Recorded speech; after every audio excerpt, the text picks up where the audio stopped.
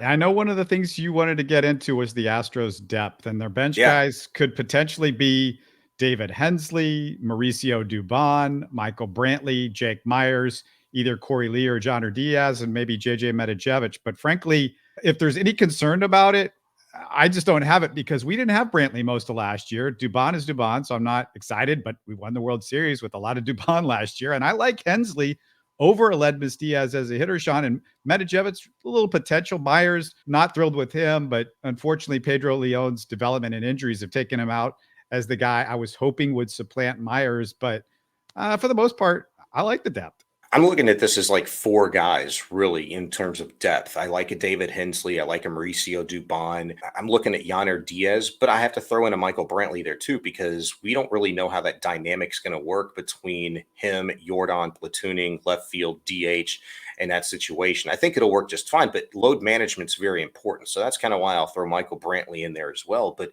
if you look at Hensley, Dubon, Yanner Diaz, and Michael Brantley, from a depth and quality of depth standpoint, there's still some question marks there with Dubon. There's a big, huge question mark there with David Hensley because, 2 years ago, you felt pretty darn good about Jake Myers, after that extended cup of coffee that he had towards the end of the season with the Astros, where the guy was showing like, man, he has a great arm. He's got a great glove. He can hit really well.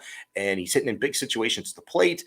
Gets hurt in the postseason, with the shoulder crashing into the outfield wall. And when he comes back, he was just a shell of himself. I mean, the guy didn't look like even a quad A player. He's just a minor league ball player. He can't play at this level. Sure, he was up at the big club, gets a World Series ring, fantastic, but it's a different year. And I need to see more from a guy like David Hensley, who, he was really good off of the bench in some key spots this last postseason and in the regular season as well for the Astros. But let's see what he looks like, up with the big club for a full season.